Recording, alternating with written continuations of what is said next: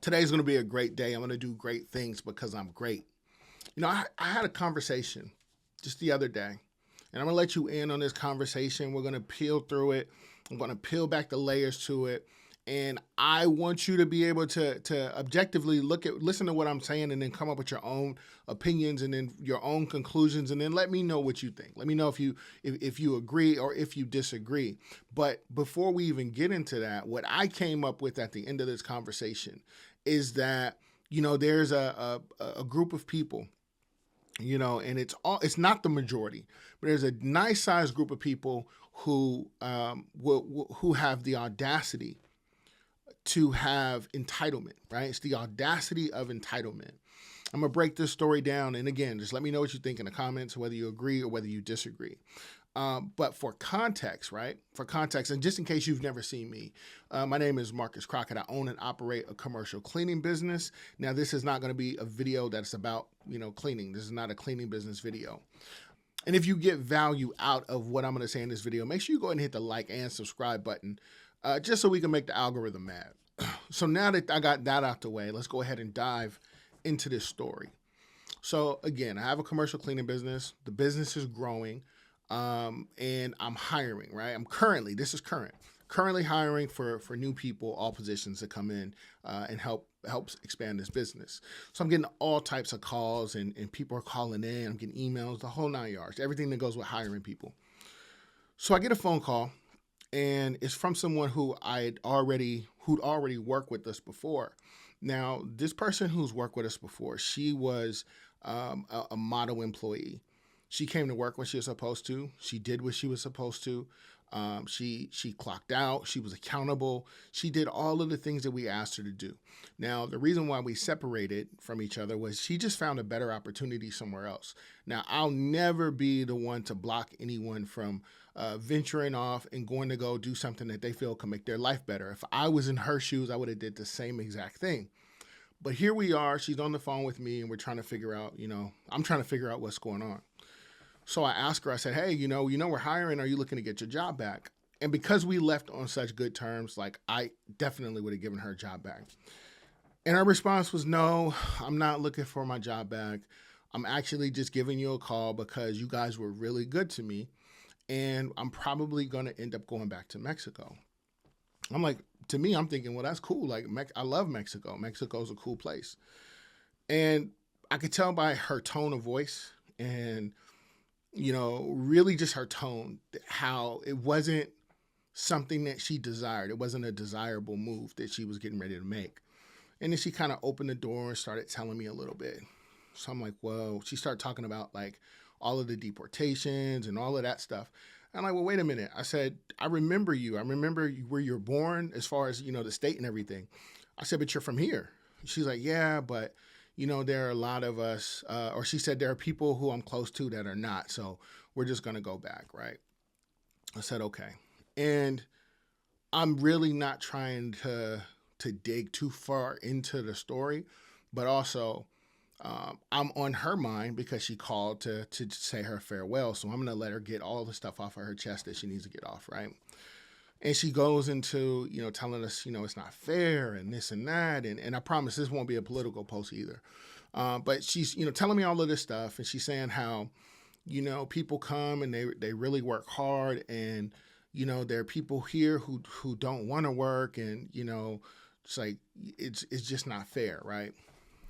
Regardless to where you stand on the political side of things, the laws are the laws, the rules are the rules, and it is what it is. Like if you're on this side of the border, you're not supposed to be, you're there illegally, and the law has to do what the law does, right?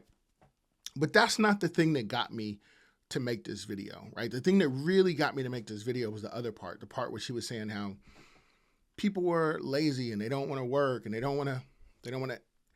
Now, I actually agree. I agree with that. But I'm not going to sit here and pretend like it's the majority. Like the majority of us do what we're supposed to do. The majority of us work, 40 hours a week. I don't know, for the people who have regular jobs, they're not working 40 hours a week. They're working more than 40 hours a week. And they're doing all of the things that, that you're supposed to do to keep a society running. But there are a large group of people who that other part of the statement does apply to. There are people who don't want to work. There are people who have plans and schemes to get around the system and circumvent, getting ways to get out of work, right? There are those people. And I don't know, so I really don't deal with those kind of people, just period. Like, you could look at my hat, right? The hustle, where is it? Hustle is bigger than the excuses, right? This is a real thing for me. Like, I've always been this way, right?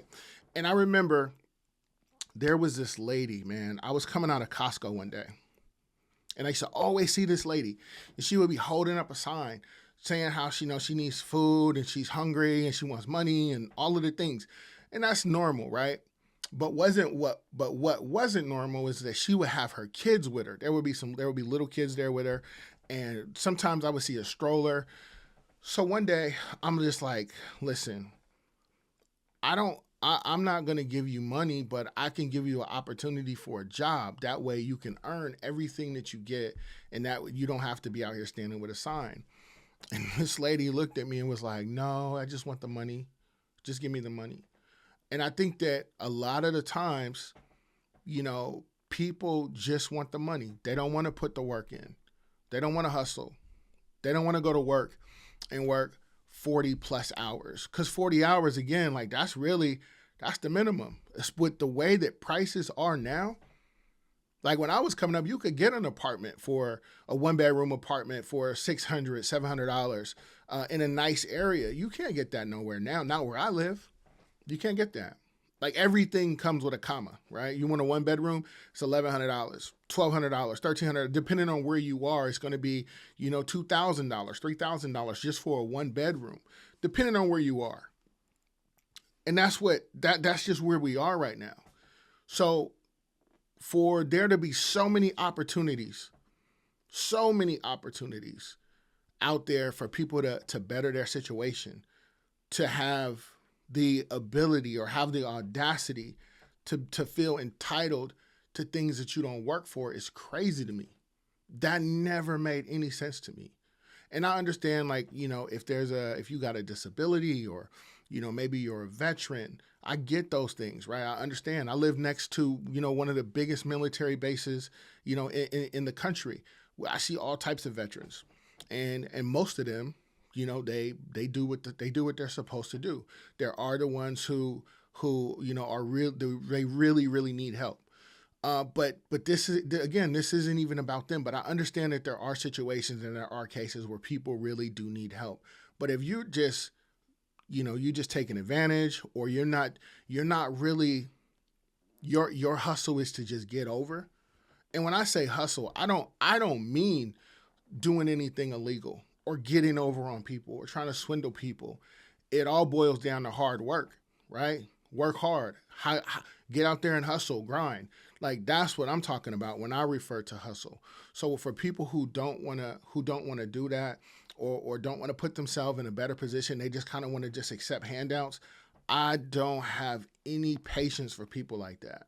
So when I hear people complaining and they're talking about their problems, I know that those people never really left outside of their comfort zone, whether it's their town, their city, their state, or even the country. I know that they never left, because there's people literally like all over the world who are trying to come here, who are praying for the problems that these complaining people complain about. They're literally doing everything they can to come just to have the opportunity for the problems that they're complaining about. And the complainers never really take that into consideration, because they don't have the perspective, because 9 times out of 10, they never been anywhere else.